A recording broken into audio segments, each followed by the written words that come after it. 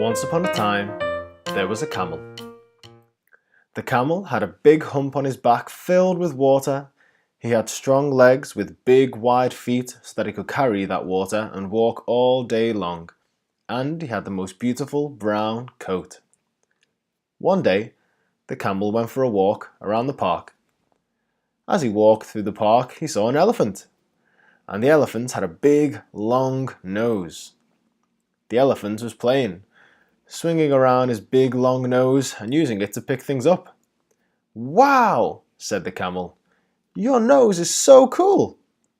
"Well, thanks," said the elephant. "It's called a trunk. I guess it is quite cool." And the elephant went on his way.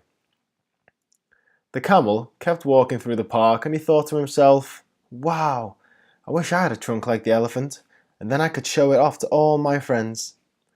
And it just so happened that today was a magical day, because all of a sudden, the camel had a trunk. And he was so excited, swinging his trunk around and picking things up with it. But wait, camels don't have trunks, which meant now, he was a camelephant. As the camelephant kept walking through the park, he saw an antelope. And the antelope had the most beautiful, long, thin, springy legs. And she was using them to jump up and around, and it looked like so much fun. "Wow!" said the camelephant. "Your legs are so cool!" "Oh, thanks," said the antelope. "It is pretty fun jumping around like this." And she jumped along on her way. As the camelephant kept walking through the park, he thought to himself, "Wow! I wish I had legs like the antelope, and then I could show them off to all my friends."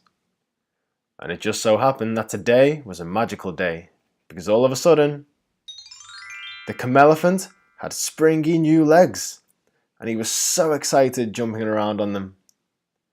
But wait, camelephants don't have springy legs, which meant now he was a camelophantelope. The camelophantelope kept walking through the park when suddenly a big bird with a huge beak flew over his head. "Wow!" said the camelophantelope. "Your beak looks so cool!" "Oh, you like the beak, do you?" said the pelican. "Thank you very much. I use it to catch my food in. I even keep it in there for later, in case I want some supper." And the pelican flew on his way. The camelophantelope kept walking through the park and he thought to himself, "Wow, I wish I had a beak like the pelican, and then I could show it off to all my friends." And it just so happened that today was a magical day, because all of a sudden, the camelophantelope had a beak. And he was so excited, opening his beak and catching food in it. But wait, camelophantelopes don't have beaks, which meant now he was a camelophantelopelican.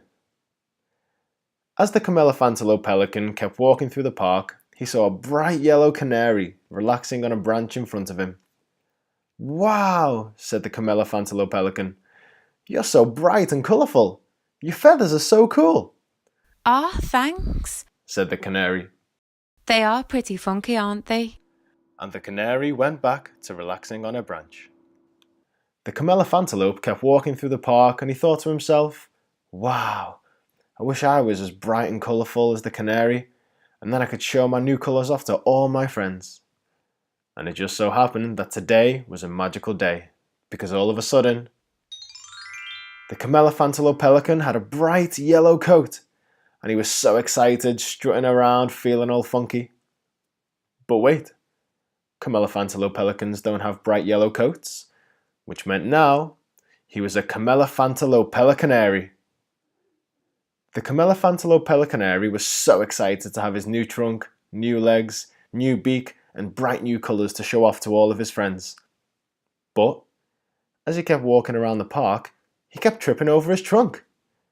And as he walked further, his thin, springy legs got far too tired to carry him, and he had to stop for a break. And when he started walking again, his new beak was so heavy he started to get a sore neck. And as he walked past the lake and saw his reflection in the water, he didn't recognise himself with his bright yellow coat. "Oh," shouted the camelophantelopelicanary, "this big trunk keeps tripping me up. These legs are far too small to carry my hump, And this beak is giving me a sore neck, and I just don't feel like myself with this bright yellow coat. The Camelephantelopelicanary found himself feeling very sad, and he said, I wish I could just go back to being me again.